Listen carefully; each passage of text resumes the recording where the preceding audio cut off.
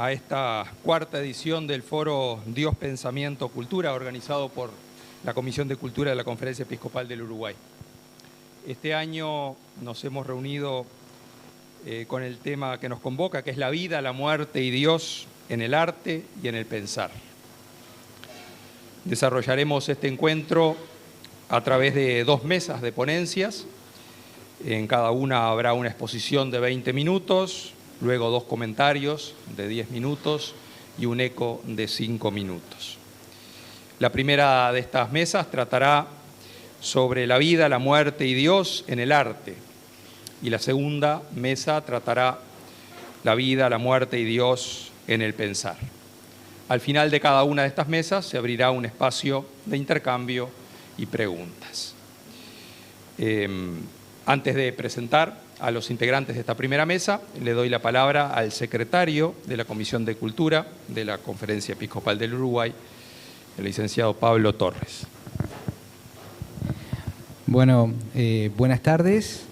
Gracias a todos, gracias al público que forma parte del foro y gracias a los integrantes de las 2 mesas del foro que se atrevieron, como ya es la 4ª edición, donde hay gente que se atreve a hablar, a dialogar, a debatir con formato estilo académico, a debatir sobre cosas que importan, a debatir sobre Dios, pensamiento y cultura, conscientes en la Comisión de Cultura, de la misión de ser parte de una Comisión de Cultura, de una conferencia episcopal de un país donde vaya si la Iglesia ha tenido que ver con la cultura, ha tenido que ver con las universidades, ha tenido que ver con las escuelas, ha tenido que ver con la manera de pensar, y conscientes de que hablar de Dios es hablar también de temas prácticos. Yo vengo del área de marketing y la verdad que me gustaría tener dinero para poder hacer una investigación y ver cómo evolucionó las menciones a Dios, vida y muerte en el periodo de pandemia. Sería bastante interesante ver cuánto se habló de eso antes, cuánto se habla después, cuánto se habló de eso cuando se tratan ciertas leyes que tienen que ver con la vida o con la muerte, ¿no? Sería muy interesante, pero sea como sea, Dios, pensamiento, Dios, vida, muerte y Dios son temas prácticos, temas que tienen que ver con nuestra vida, y este foro es una contribución humilde, pero consciente y responsable, a hablar de esas cosas que no se hablan, de esas cosas que importan y que no siempre se hablan. Confiamos en que este foro va a vivir lo que vivimos en los foros anteriores, en el sentido de que fuimos viendo un crecimiento en los temas, un crecimiento en el tratamiento de los temas, y fuimos viendo realmente un aporte al pensamiento. Sentimos en las 3 ediciones anteriores, y auguramos que en esta también, que cuando nos fuimos habíamos aprendido algo. Nuestro pensamiento había evolucionado de alguna manera con este intercambio desde visiones filosóficas, de posiciones ante la vida, de posiciones ante Dios, distintas y complementarias en algunos casos, y a veces también contrapuestas. Así que bueno, muchísimas gracias por estar, muchísimas gracias a los panelistas. Quienes están presentes y no forman parte de los paneles son parte de este foro, van a tener su oportunidad también de poder hacer preguntas en este debate, porque de eso se trata, y este lugar no es casual. Este lugar sí con cierto ruido, sí con ciertas cosas no académicas, no es casual. Este lugar es parte de lo que quiere ser este foro Dios, Pensamiento, Cultura, de la Comisión de Cultura y Diálogo con los No Creyentes de la Conferencia Episcopal del Uruguay. Muchas gracias. Agradecemos entonces las palabras de Pablo. Vamos entonces, sin perder más tiempo, a presentar muy brevemente a los panelistas de esta mesa. Muy brevemente, como se pueden imaginar, se trata de personas muy destacadas en sus respectivos ámbitos y sus currículos son muy amplios, así que tratamos de abreviar en lo posible lo que se puede.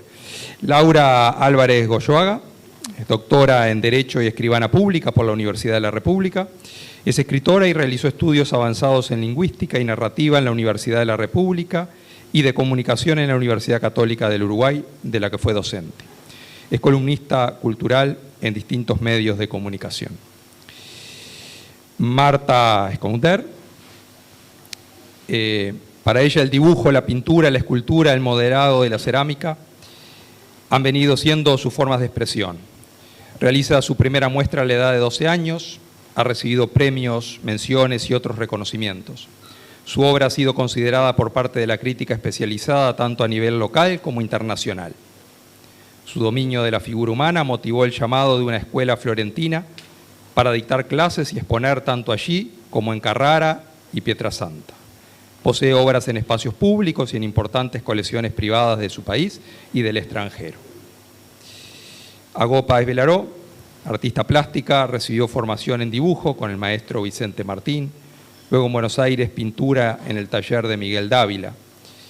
Estudia Bellas Artes en Argentina, Brasil y Uruguay, cerámica, talla en madera y teatro en el Centro de Estudios Teatrales.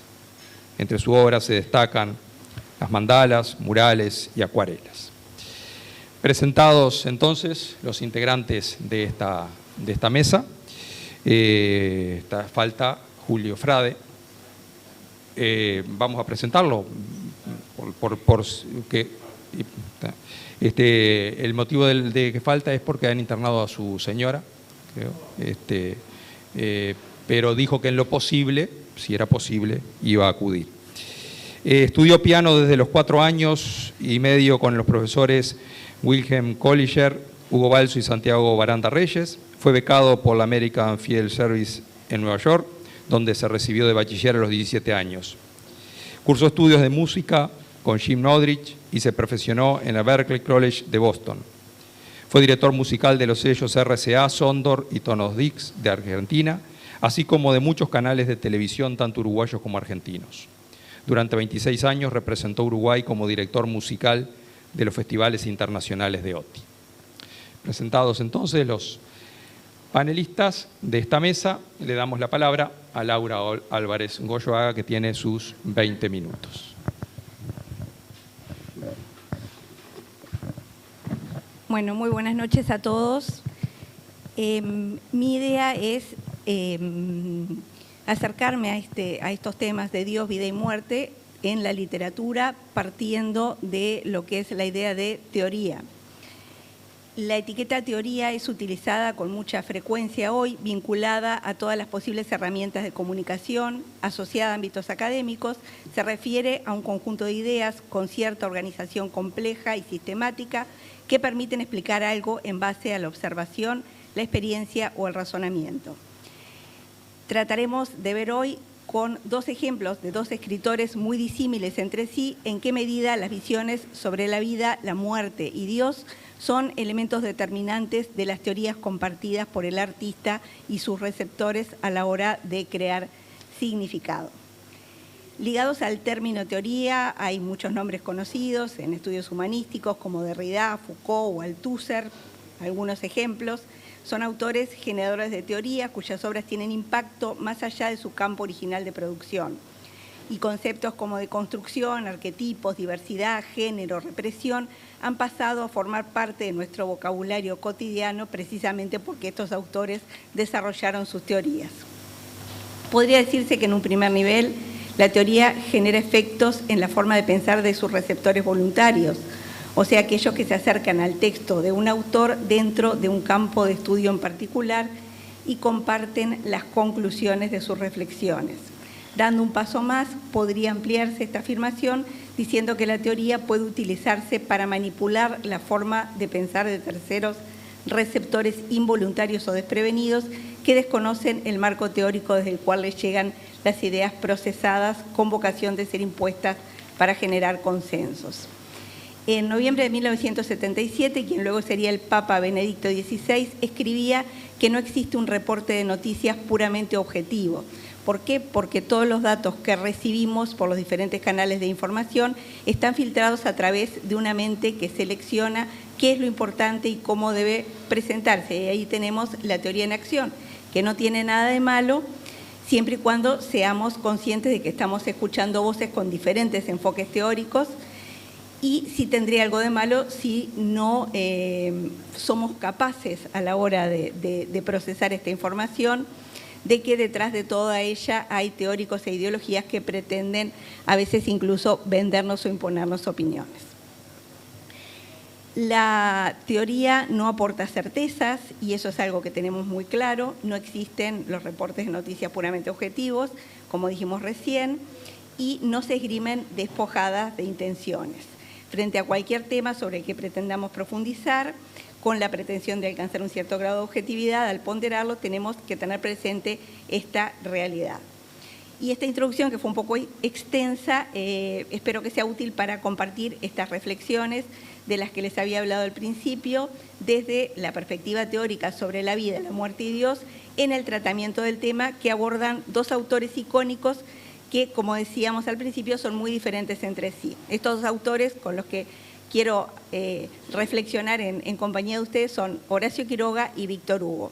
El primero de ellos desde una postura de no creyente, el segundo desde una cosmovisión cristiana, siempre teniendo presente que en literatura la vida es el presupuesto ineludible para la génesis de cualquier narración, y la muerte real o la muerte simbólica, es el devenir implícito en cualquier final de una narración. En otras palabras, la vida, la muerte y Dios son temas centrales en toda creación literaria. El resultado final del trabajo del autor va a ser tan luminoso, oscuro, lúcido o confuso, como tan luminosa, oscura, lúcida o confusa sea su percepción y las de sus receptores. Comencemos entonces con Horacio Quiroga. Es bastante conocida, para los uruguayos por lo menos, es bastante conocida la biografía trágica de Horacio Quiroga, este célebre escritor uruguayo que vivió entre 1878 y 1937. Uno de los grandes narradores de la literatura nacional, destacado especialmente por su maestría en los relatos cortos, sistemáticamente recurrió a la muerte como uno de los elementos omnipresentes de su narrativa. La vida de Horacio Quiroga estuvo rodeada de eventos trágicos que tuvieron relación con la muerte, muertes trágicas y brutales. Cuando tenía 1 año, su padre falleció accidentalmente al dispararse una escopeta. Su padrastro se suicidó con una escopeta después de quedar inválido en 1895, cuando el escritor tenía 20 años. Ese mismo año murieron 2 de sus hermanos, que se contagiaron de fiebre tifoidea. A la edad de 24 años mató accidentalmente, este es el suceso más conocido, a su mejor amigo, Federico Ferrando, cuando lo ayudaba para prepararse para un duelo al que se iba a enfrentar. Con 37 años, su primera esposa se suicidó ingiriendo veneno y pasó una muy larga agonía. El hermano mayor del autor halló la muerte también en forma accidental. Su segunda esposa falleció de meningitis. Su abuelo paterno fue asesinado. A los 59 años, el mismo Quiroga se quitaría la vida ingiriendo veneno cuando se enteró de que padecía una enfermedad mortal. Y luego, cerrando este ciclo trágico, sus 2 hijos también se suicidaron. Toda esta cadena de sucesos trágicos marcó sin duda una impronta en la obra de Horacio Quiroga y reaparece una y otra vez en la temática de sus cuentos de forma terrible y cruel. En los cuentos de Quiroga, aunque la muerte sea una situación puntual en la línea temporal, al describirla el autor la estira, la alarga y la transforma en un proceso duradero. Usa la técnica muchas veces de lo que se llama en literatura la profundización del segundo. Algo que acontece en un segundo en realidad en la narrativa se extiende en el tiempo. Sin embargo, en lo que concierne a las concepciones religiosas del autor, se puede observar que no ganan espacio en sus obras, donde están ausentes cualquier tipo de creencias en vidas posteriores, en la tierra, en el cielo, absolutamente en nada. Se habla de una mitología personal de los escritores que representan el conjunto de creencias, sentimientos, reglas de comportamiento e imágenes interiores que nos ayudan a interpretar el mundo, a construir explicaciones y a dirigir nuestro comportamiento. La fuente de los mitos personales es la misma de donde surgen las propias motivaciones, los sentimientos, las vivencias, los sueños y las esperanzas. La muerte trágica formó parte de la vida de Horacio Quiroga desde su infancia hasta su propio suicidio. Y a través de su obra literaria podemos concluir una profunda resignación marcada por la desesperanza y la negación. A pesar de que presenció la muerte de cerca, no la acepta, le parece absurda, más aún cuando viene de manera trágica. Es por eso que simbólicamente, en más de una ocasión, recurrirá a la muerte alucinada como salida catártica para conjurar esos demonios que hay en su interior. Lo cierto es que Quiroga, a falta de manifestar una postura mística o trascendental de la muerte en sus relatos, deja la posibilidad abierta a los diversos eufemismos que culturalmente se han construido alrededor de este fenómeno. La obra de Quiroga es la elaboración simbólica que se construye en el reverso del dolor existencial desde la desesperanza. Y para ilustrar esto, recordemos 3 de sus cuentos más conocidos. Por un lado, El hijo, que es un ejemplo clásico de la muerte alucinada, la historia de un padre viudo que vive en la selva con su hijo, por más que lo ha preparado para sobrevivir, en determinado momento comienza a pensar, el hijo se fue de cacería, comienza a intuir que hubo un accidente trágico y al final del cuento en realidad lo encuentra, pero en una situación de alucinación, entiende que su hijo está vivo cuando en realidad la verdad es otra, ¿no? Otro ejemplo paradigmático es el de A la deriva, un cuento de un hombre mordido por una serpiente venenosa que trata de buscar ayuda y este es un clásico de la fatalidad desesperanzada propia de la ausencia de fe, porque en realidad el hombre no tiene ninguna esperanza y en definitiva no puede derrotar a la muerte, esa frontera sin regreso a la que navegamos sin control. De ahí que el tema de que el barco donde va el hombre a buscar ayuda vaya a la deriva en el río Paraná también tiene un sentido simbólico de que todos en esta vida, en definitiva, desde la teoría del autor, navegamos sin control. Y por último, otro cuento muy clásico, El hombre muerto, muy conocido, un hombre que también accidentalmente, luego de su trabajo en el campo, al cruzar un alambrado se entierra su propio machete, y el cuento es, en esa técnica de la profundización del segundo, la agonía de esta persona. La oración final del cuento presenta la muerte de una manera muy particular que tiene ecos con el suicidio posterior de Quiroga, porque percibe la muerte como una forma de descanso. La última oración es el hombre tendido ya descansado.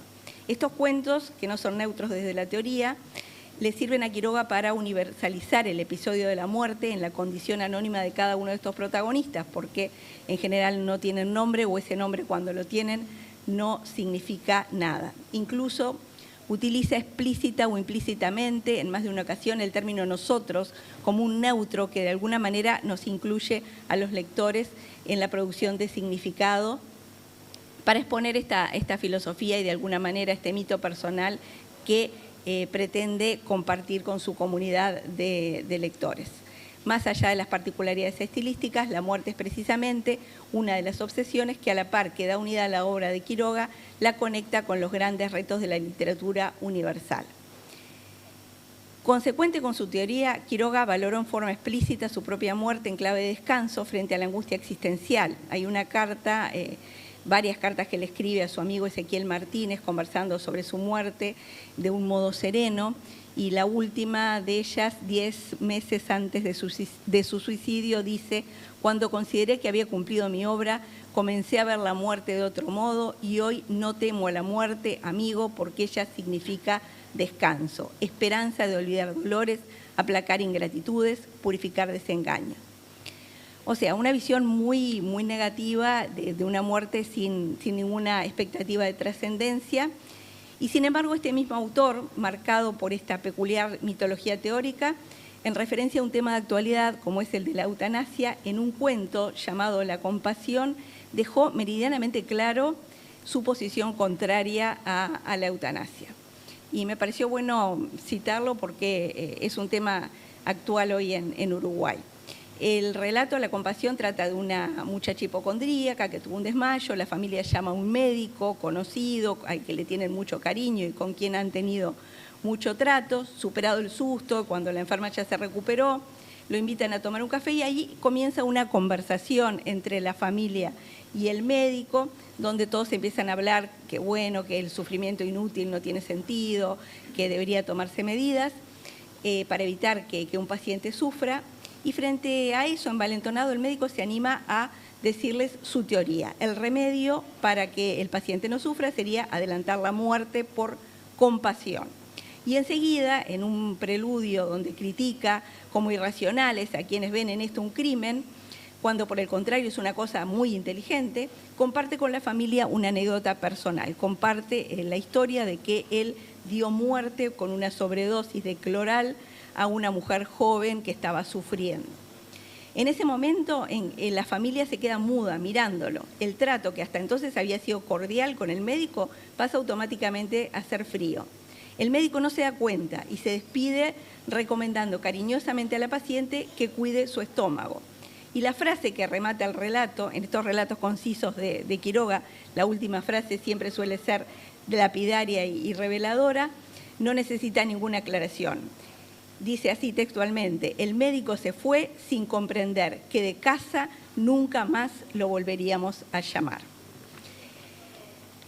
Continuando con estas reflexiones literarias desde la perspectiva teórica sobre la vida y la muerte, pasemos entonces a Víctor Hugo, quien aborda el tema desde una cosmovisión diametralmente opuesta a la de Quiroga, y centraremos el análisis de Víctor Hugo en su novela Los Miserables.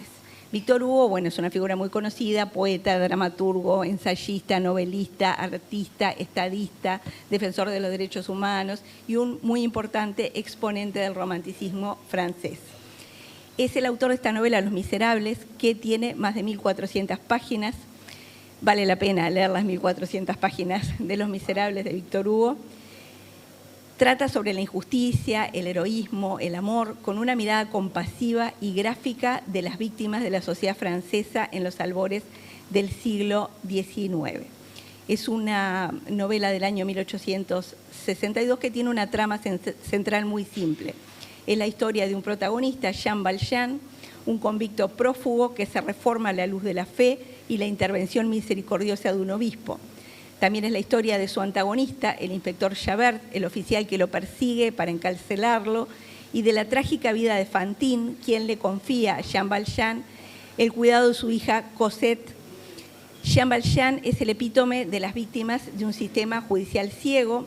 Ha cumplido una condena de 19 años por robar una hogaza de pan. En su arco de profundización del personaje está delineada la fábula moral central de la historia, cuando una y otra vez debe elegir entre hacer el bien o servir a sus propios intereses. Y Javert también personifica, por su parte, la brutalidad de la ley despojada de justicia. Los Miserables ha sido un éxito a lo largo, un fenómeno cultural impresionante a lo largo de los años. Se ha remediatizado en un musical de gran éxito en forma reciente en Broadway y después en el cine, y ha tenido 67 adaptaciones al cine. Una novela de 1862 que, sin embargo, continúa muy vigente y en el año 2012 generó un éxito de taquilla tremendo con su adaptación cinematográfica del musical, pero también por el interés que despertó en el público. En cada nueva generación vuelve a despertar interés y se ha atribuido este éxito a que el tema central del cual se ocupa el relato es nada menos que el infinito. En palabras del autor, este libro es una tragedia de la cual el infinito es el protagonista. En él, el papel del hombre es secundario. Los Miserables dramatiza la brecha entre los imperfectos juicios humanos y la misericordia divina en una dinámica de conversión, redención, expiación y fe. Y si hablamos del infinito, hablamos también de la vida y la muerte, que en este universo diegético de Los Miserables incluye la dignidad humana, el dolor, el amor y la vida después de la muerte.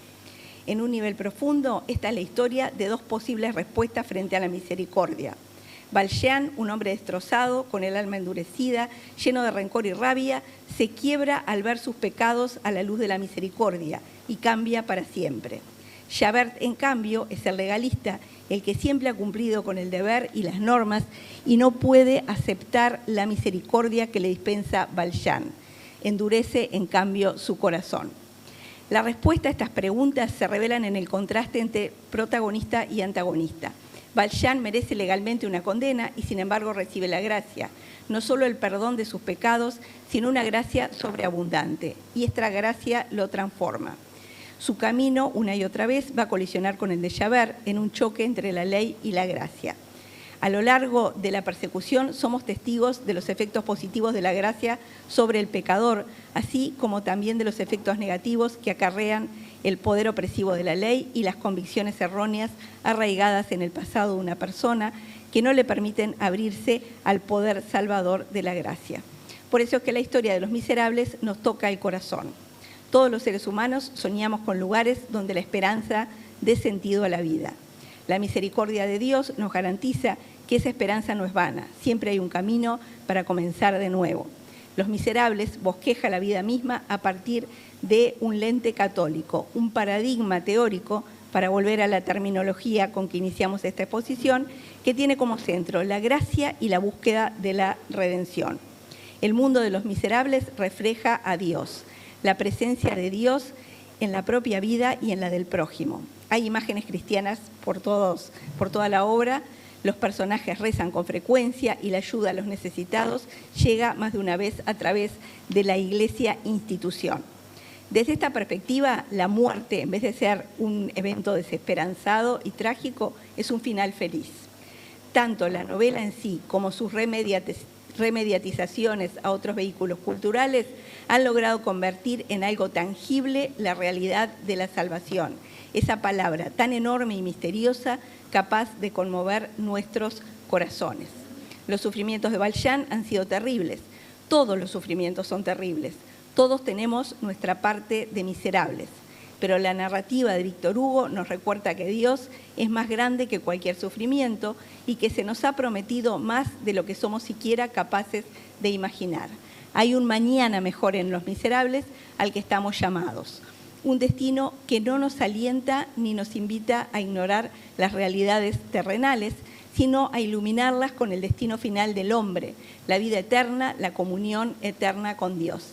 En el final de las novelas y de la novela en sí y de todas las versiones cinematográficas y en el musical, Fantine y el obispo abrazan a Valjean y lo conducen al cielo. La bondad, la verdad y la belleza de esa escena es irresistible. Le habla directamente a ese deseo intenso que sentimos en lo más profundo del alma y que nos llama a elevarnos por encima del sufrimiento, a luchar por una causa superior y a vivir en el amor. Víctor Hugo, el hombre detrás del libro, pudo haber sido criticable en más de un sentido, tal vez sus ideas políticas eran extrañas, tal vez en su vida personal dejó mucho que desear. Pero ninguna de esas cosas invalida el resultado final de esta obra maestra que nos legó y su mensaje de amor y esperanza. Los Miserables es un libro hiperpopular, una historia sobre la fe que no solo ha perdurado a lo largo de los siglos, sino que incluso ha permeado a fondo nuestra propia cultura, cada vez más secularizada. Vuelve a aparecer una y otra vez en diferentes formatos porque continúa siendo relevante. Volviendo a los postulados planteados al inicio de estas reflexiones, y ya para terminar, los enfoques teóricos detrás de las creencias literarias generan efectos en la forma de pensar de sus receptores voluntarios, pero también pueden utilizarse para manipular la forma de pensar de terceros receptores involuntarios. Sin duda, la clave adecuada para interactuar pasa por no contentarnos con ser receptores pasivos. La intemporal historia sobre la salvación de Víctor Hugo se las ha arreglado para afianzarse en la cultura popular con una fuerza que ninguna visión pesimista o materialista puede igualar. Perdura en el imaginario colectivo, cruzando fronteras geográficas e ideológicas o teóricas, porque conmueve e inspira a su receptor. Podríamos decir lo mismo de la visión materialista y desesperanzada de Horacio Quiroga, más allá de los innegables méritos literarios de sus relatos. Me declaro como una admiradora literaria de Quiroga. En una visión desde la fe, parecería que no, parecería que la esperanza y el amor son más atractivos. Pero cualquiera sea la respuesta fundada a esta interrogante, lo que sí se puede afirmar con certeza es que cuando hablamos de literatura, en el juego de creación de significado, como tarea cooperativa entre el autor y su público, la vida, la muerte y Dios son puntos de referencia ineludibles. Por eso nunca está de más estar atentos a las jugadas de la teoría. Muchas gracias.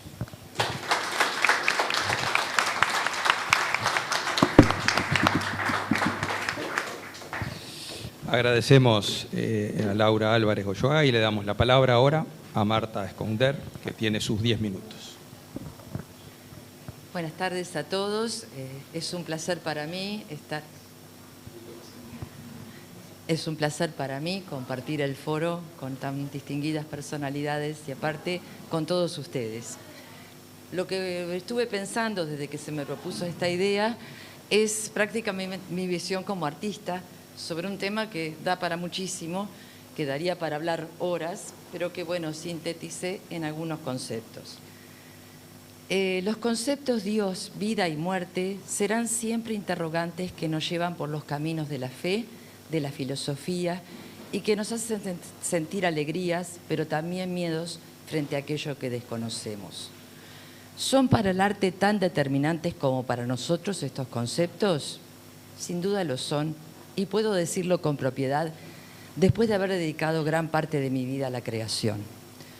No solo por la inquietud natural del ser humano de encontrar las respuestas a las tres interrogantes filosóficas, quiénes somos, de dónde venimos y a dónde vamos, sino también porque todo proceso creativo tiene un comienzo y también tiene un fin. Toda creación necesita de una muerte para renacer o dar origen a algo nuevo.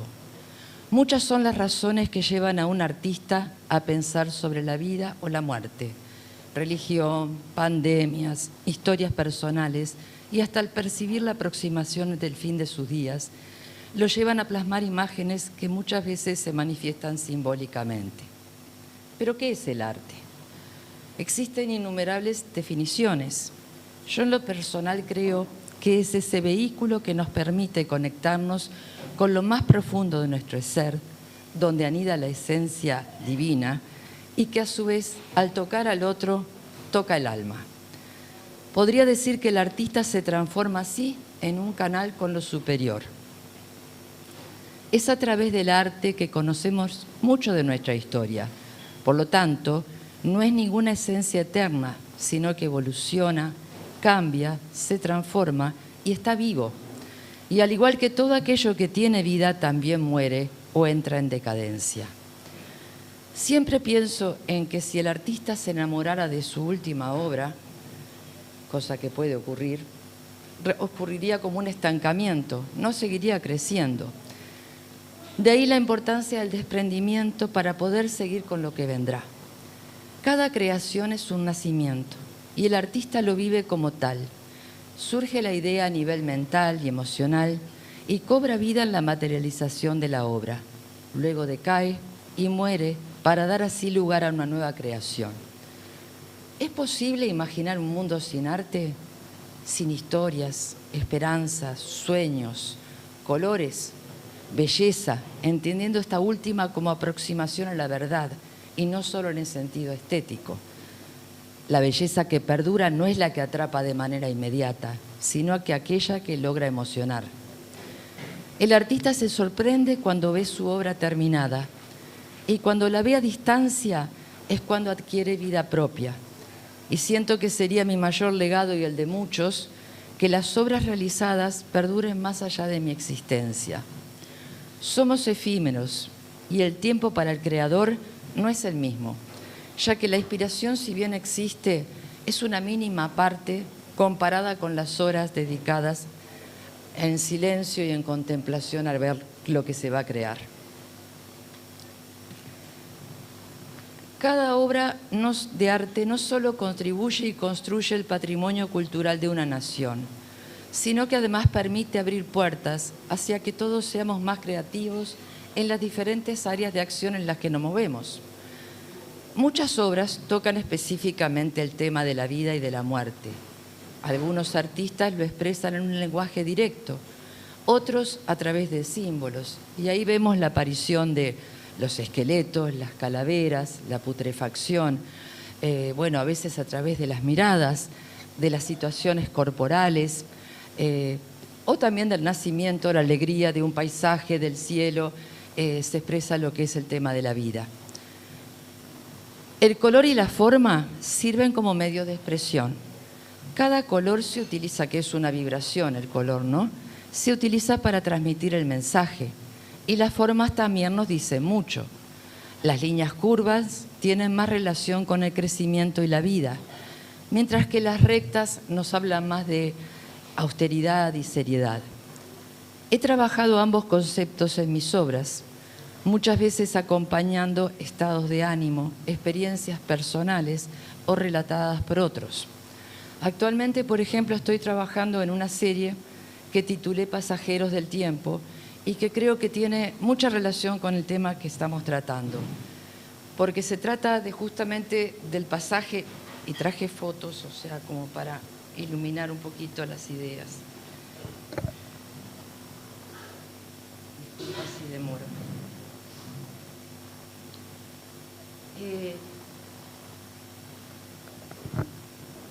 Tienen que ver, esta es una serie que tienen que ver justamente con lo que es el pasaje de nuestras vidas. No sé si se llega a ver. Él es el soldado de la vida, justamente. Entonces, como ven, es una figura que va avanzando, viniendo de un pasado como todos tenemos, caminando hacia un futuro como nos pasa a todos. Nos pensamos que hacemos planes para la semana que viene y no sabemos si vamos a estar todavía aquí, ¿no?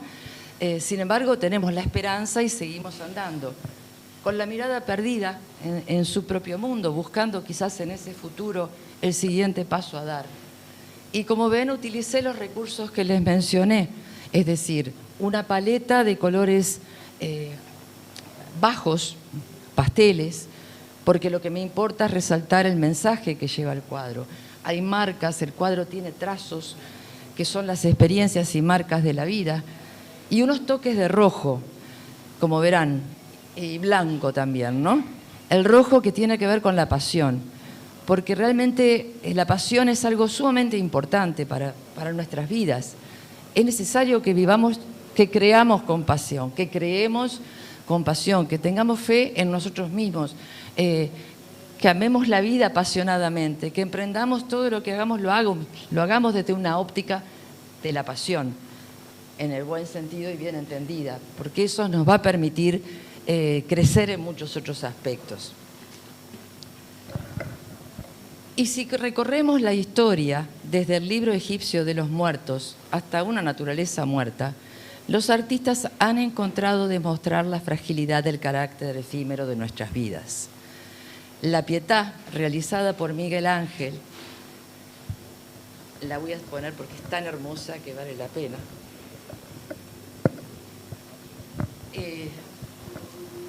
Esta obra magnífica realizada por Miguel Ángel entre 1498 y 1499, tallada en mármol de Carrara, muestra justamente la dualidad entre la belleza y el dolor, el contraste de la vida y la muerte, ¿no? Y ahí vemos una Virgen María hermosa, con un rostro que inspira tranquilidad, serenidad, pero con su hijo muerto en los brazos, ¿no? Y sin embargo expresa sosiego, expresa serenidad. Y creo que esta imagen nos toca a todos, porque todos nos podemos identificar con una escena semejante en algún momento de nuestras vidas. Y justamente nos habla de esa aceptación frente a lo que es la tragedia de la muerte, porque claro, nada más serio para una madre que perder un hijo, ¿no? Siguiendo con Miguel Ángel, hablemos un poquito del juicio universal, ¿no? Aquí se ve medio chiquito quizás, pero esta obra fantástica que inició, Miguel Ángel lo inició con 25 años, ¿no? No sé si se llega a apreciar, pero es un fresco que está en la Capilla Sixtina, que muchos conocerán, y que implica haber pintado más de 300 personajes a puro color, trabajando volúmenes, que era una de las cosas que él como artista amaba, cuerpos sinuosos, cuerpos en distintas posiciones, ¿no? Y que tiene que ver justamente con su visión del Apocalipsis. Y muestra hasta un Jesús que en esa época del Renacimiento fue hasta cuestionado, porque es un poco atípica hasta la postura de ese Jesús firme, musculoso, fuerte, en la segunda venida de Jesús. Y como vemos, ahí en ese mundo del más allá, en ese juicio final, que nos queda tan lejos de este plano para entender, vemos que se manifiestan todas las cosas buenas y las más horribles de la humanidad. Entonces, por ejemplo, en una de las esquinas de la pintura aparece un personaje que tiene orejas de burro, ¿no?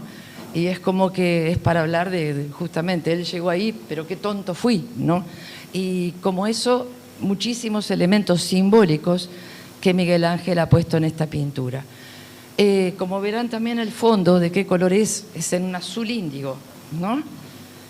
Como, claro, los colores, como les hablaba, tienen su gran significado y ese color en especial costó muchísimo porque en ese momento, claro, los artistas hacían sus propios pigmentos a partir de malaquita, de lapislázuli, moliéndolos con arena, y eran carísimos. Hoy por hora hacer el mural el fresco hoy costaría enormemente si se utilizaran esas pinturas que usó Miguel Ángel. Les traje otro ejemplo que es muy conocido y relacionado con el tema de la muerte, que es una obra fabulosa de Gustav Klimt, el pintor austríaco. Él pintó esta obra que se llama justamente Vida y Muerte, ¿no? Y como ven, está la dualidad claramente marcada. Hacia el lado izquierdo está la tristeza, la muerte, en colores sombríos, en colores fríos, esqueletos, calaveras, y del otro lado presenta todo lo que tiene que ver con la antítesis de la vida, un bebé, nacimiento, abrazos, amor, color. Y esta obra la pintó justamente poquito tiempo antes de morir, o sea que lo que hablábamos recién, a veces puede ser hasta para el artista como una especie de sentimiento de que se aproxima su tiempo. Y no hay que olvidar la importancia de Dios y de la fe, que para muchos creadores ha sido motivo de inspiración y de transmitir mensajes, con la presencia de ángeles, incluso elementos, por ejemplo, la lechuza significa sabiduría. En muchas obras de la historia está incluida, porque a veces lo ponían de manera sutil. O el relato todos los relatos de la Biblia. Yo ahora les voy a contar una experiencia personal con respecto al tema, es decir, hace unos cuantos años me llegó, o sea, hablamos de, Agó puede entenderlo también, lo que es el arte, la inspiración o cuando te llega una idea. Recibí la necesidad y la idea de pintar determinada obra. La historia era de un pequeño personaje y su tránsito en la vida, ¿tá? En busca de la luz que podría ser Dios, que podría ser la perfección de sí mismo, podría ser, bueno, algo por encima de nosotros inexplicable. Les traje una foto también. Y ahí surgió Carlos, que en realidad es un hombre común, un hombre como somos nosotros, cotidiano, que va en su tránsito en busca de esa luz. Las pinturas estas que tienen todo un carácter simbólico, ustedes ven que hay 3 escalones, hay ángeles, y también la paleta vuelve a estar en colores sombríos porque lo que quería yo lograr justamente era ese aspecto dramático, ¿no? Ese aspecto como de, bueno, infierno de Dante, como me dijeron en alguna oportunidad con respecto a esta obra. Él está con su valijita al lado y también aparece el rojo, que le atribuí el poder de lo terrenal en oposición con la búsqueda de la luz.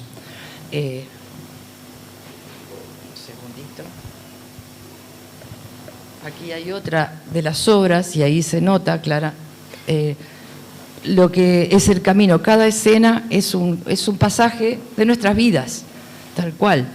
Cuando, por ejemplo, ya lo cotidiano no nos satisface y vemos que existe algo más, esa búsqueda inquieta que nos lleva a pensar en que puede haber algo más, nos lleva a separarnos un poco, a seguir el avance. Y iba Carlos dejando en esa valija, que yo digo que para emprender un viaje uno tiene que ir liviano de equipaje, y ahí está todo lo aprendido, todas las culpas, los miedos, todo lo que queremos dejar atrás.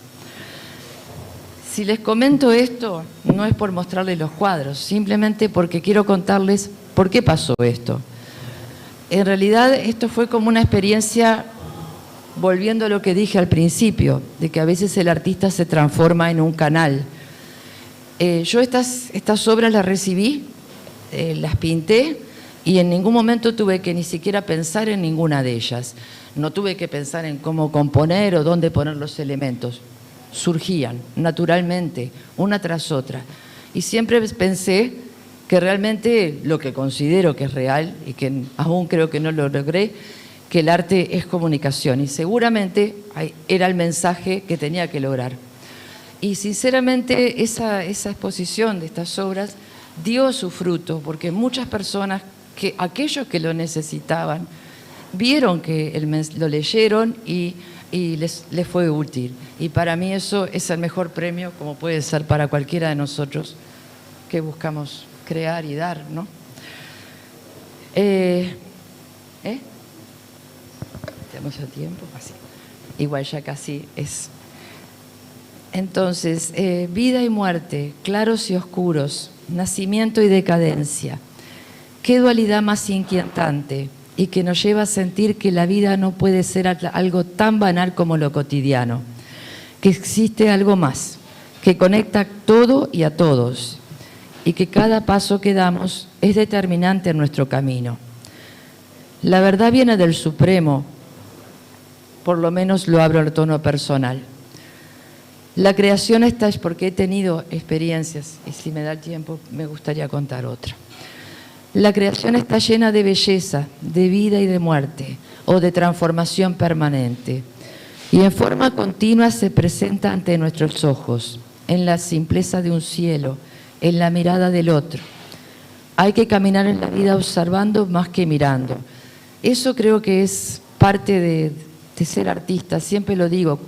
El artista es como que mira un poco más las cosas de lo que él habitualmente, una vez se va por la vida y no mira nada, pasa de largo y se pierde mucho.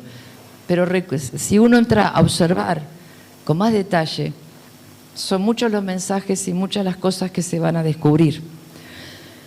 Esos mensajes que llegan desde adentro y sentir que todo es sorprendente y capaz de emocionarnos. Entonces, en ese momento, seguro sentiremos el más puro amor y esa conexión con todos y con el todo, para poder así agradecer la maravilla que significa el estar vivo. Comprobar la existencia de Dios implica ver el reflejo de su luz en cada acto y en cada ser vivo, y comprender que todo tiene su porqué y su trascendencia y renacimiento. Y si me queda un minuto,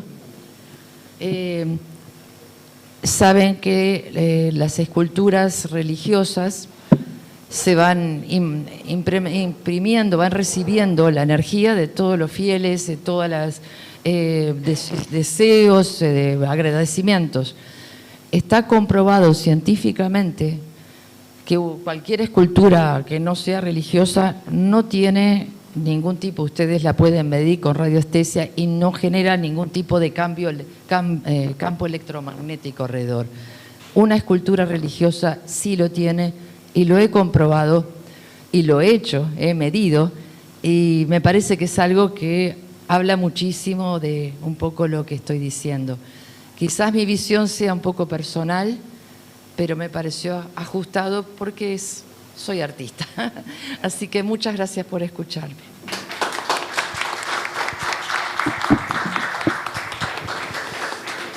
Bueno, muchas gracias, Marta Escounder. Le damos la palabra ahora a Hugo Páez Vilaró, que tiene sus 5 minutos. Bueno, buenas tardes, gracias por estar. Voy a ser breve porque tengo que ir a buscar mi auto que me cierra a las 8, así que avísame si me llego a pasar a las -15, me das, como tengo 5, bueno, en 5 va a estar brava la cosa. Pero bueno, en realidad yo lo que quería era contarles la experiencia de lo que es el arte en mi vida, en mi familia. Me pareció que era interesante poder transmitir para ustedes toda la experiencia de lo que es vivir el arte desde que yo nací, ¿no? Y además conectada, por supuesto, a Dios, ¿no? Es a través de la fe y a través de mi creencia y mi camino espiritual, yo descubrí que el arte, algo que cuando era pequeña pensaba que, bueno, yo quería ser artista y tenía que formarme. En aquella época no existía Bellas Artes, en la época que yo podía elegir estudiar algo, Bellas Artes en Uruguay estuvo cerrado durante 10 años. Tuve la oportunidad de tener conexión con todos los amigos de mi padre, que eran grandes artistas, grandes maestros, y bueno, de esa forma yo pude adquirir conocimiento técnico de ellos, ¿verdad? O sea, es maravilloso, todas las escuelas de arte, las bellas artes, las técnicas. Considero que es importantísimo para una persona que quiere ser artista de tomar esas lecciones. Pero pasado un tiempo, yo tuve un despertar enorme espiritual. Nací en una familia muy católica, pero realmente no iba a misa, no le daba importancia a la religión porque había nacido en ella y me parecía que eso en realidad era parte de mi vida.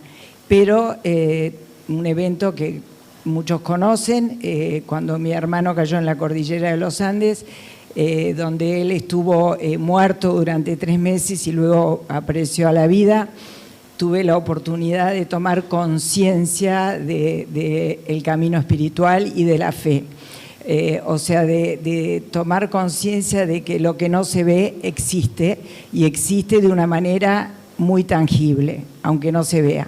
Mis padres, mi abuela, con una enorme fe, fueron quienes me indicaron ese camino y nació en mí ese gran despertar. Además de ese despertar, yo comienzo a trabajarlo en mi arte, canalizando, como habló Marta. Eso es lo que yo siento y es mi experiencia, que me gusta compartirla porque tal vez sea diferente que otras experiencias de los artistas, pero es lo que a mí me tocó. Mi padre, cuando yo era niña, lo primero que me enseñó fue a dibujar el sol, el círculo.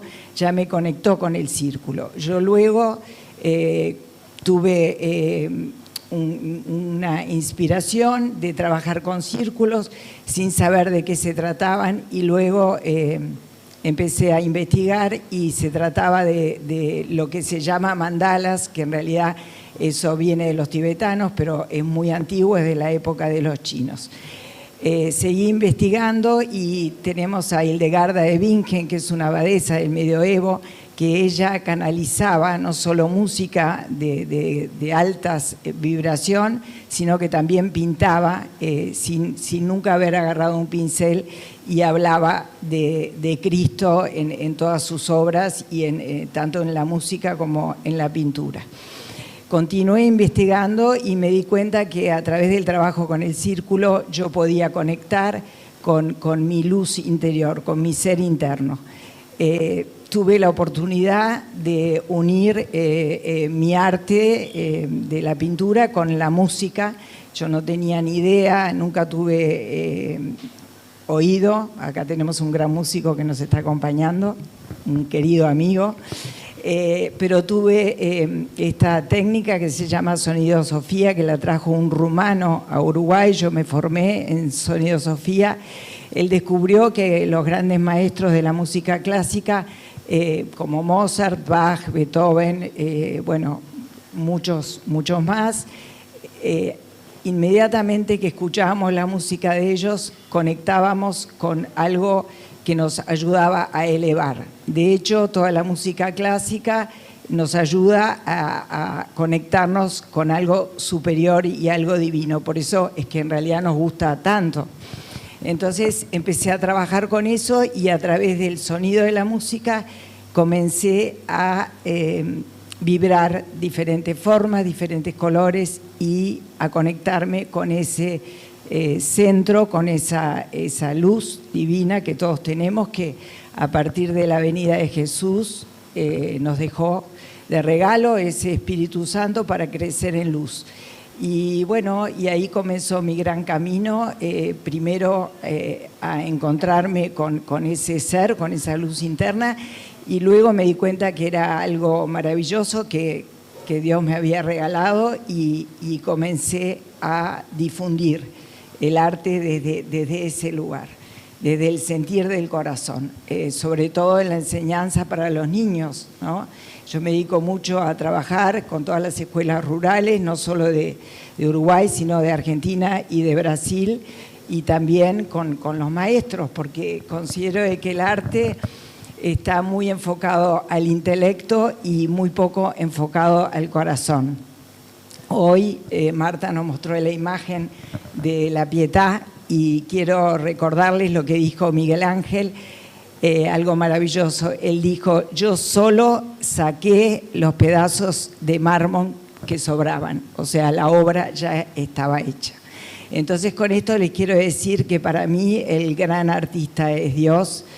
La naturaleza es inigualable. Cuando miramos la salida del sol, la puesta del sol, cuando vemos una tormenta, cuando observamos una mariposa, cuando observamos un caracol, creo que Él es el gran artista y nosotros solo tenemos que observar lo que Él nos dejó.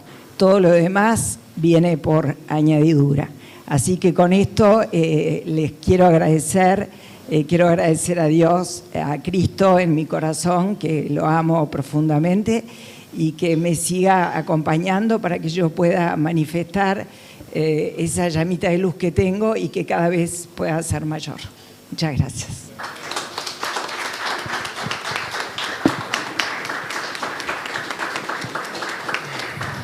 Muy bien. Bueno, agradecemos a Ago Páez Vilaró, y al finalizar esta mesa, ahora se abre un espacio de intercambio.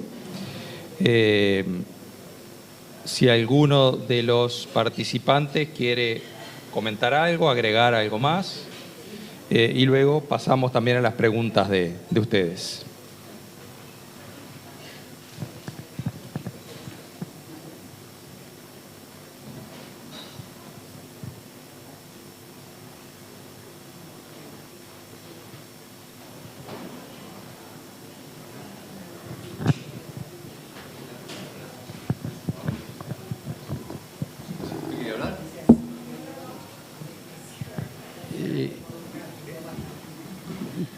Todo se arregla. No, yo impresiones, porque digo, hay muchas cosas aquí. A mi lenguaje. ¿Qué es el orden y el desorden? En fin, la muerte es un desorden a lo que parece ordenado, ¿no? Y además digo, un desorden casi definitivo. Mientras no hay muerte, podemos reordenar, ¿no? Bueno, sobre todo fue más expresado con la literatura, pero también en el juicio final. No hablemos ya Del Bosco y todo eso. O sea, que el desorden, y que creo que en la imagen de Ago del mandala, ¿no? Y yo lo paso a la liturgia, lo mío, ¿no? Y al arte religioso y al espacio religioso, ¿no? Que, sobre todo en la construcción románica, bueno, y gótica, ¿no? Es un gran ordenamiento entre el círculo, el cuadrado, el rectángulo, las proporciones, ¿no? Ver cualquier plan. Entonces, parecería, yo no quiero empezar por la iglesia, ¿no? De contener la cultura moderna, ¿no? Pero la cultura tan de desorden, ¿no? No de deformación, porque como puede ser, ya digo, Del Bosco, que muestra, pero en el fondo otros, pero que apuntan a que hay un orden. En este caso, el orden al final es el juicio final, que pone orden, ¿no? Pero o en el caso de los miserables es el perdón, la misericordia, no es la ley, que quiere poner orden y no puede, porque termina en una violencia. Tiene que matar para poner orden, ¿eh? Y matar definitivamente tiene que condenar, que es peor que matar. Tiene que condenar para poner orden, ¿no? Que en parte es la condena de Jesucristo, para poner un orden tanto religioso como social como político. En fin, los hombres tenemos que matarlo y bueno, el orden va a venir de la misericordia. En fin, son cosas que me vienen a mí y que ciertamente en el mandala en la liturgia es el espacio, la custodia, ¿no? La custodia del Santísimo Sacramento es el gran mandala, la liturgia como orden, ¿no? Y creo que también apela a... hay una cierta cultura, y como todos estamos diciendo, que parece que tiene que deformar para ser novedosa. Y eso generalmente los antiguos no tenían esa idea. La originalidad estaba en que pasara por dentro, pero no que tuviera que destruir. Por ahí cosas que se me ocurren. Usted. Lo importante de lo que transmite lo bello, ¿no? Porque esto hoy justamente con un amigo que es artista hablábamos de eso, ¿por qué todo es tan rebuscado y tiene que ser tan complicado y tan inentendible? Que la obra tiene que ser explicada a través de una cantidad de palabras. Yo siento, y creo, Marta, que tú también sentís igual, que la obra te tiene que transmitir todo. Vos no tenés que contar la obra, ¿no? Lo sentí, por eso yo digo que los niños para mí es lo más puro que hay, porque cuando ellos ven una obra y les conmueve algo, me quedo muy feliz. Mucho más que de una persona que tiene mucho razonamiento, intelecto y sabe mucho y no sabe nada. Y creo que para el artista es igual. El que alguien se conmueva con lo que hace. Pues, concuerdo con todo lo que ha dicho acá. No se pasa. Él no puede cantar a capela.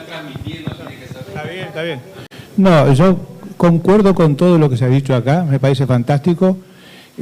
Comulgo contigo en todo lo que dijiste, contigo, con Agó, y además me llegó todo muy al corazón, porque además yo vivo, y casi nadie lo sabe, componiendo desde hace muchísimo tiempo. La Perla Negra se va a hacer el año que viene. Terminá con Dios la obra. Y yo quiero hablar contigo al respecto, porque me gustaría que vos intervinieras también ahí.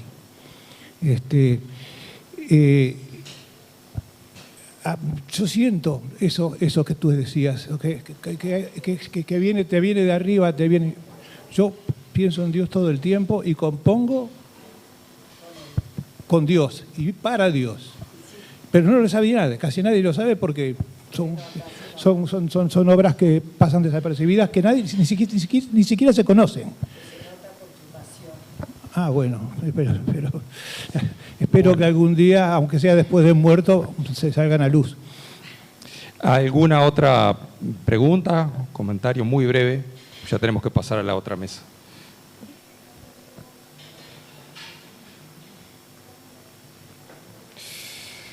Bueno, muy bien, entonces nos hemos enriquecido con estas interesantes exposiciones sobre la vida, la muerte y Dios en las distintas disciplinas del arte.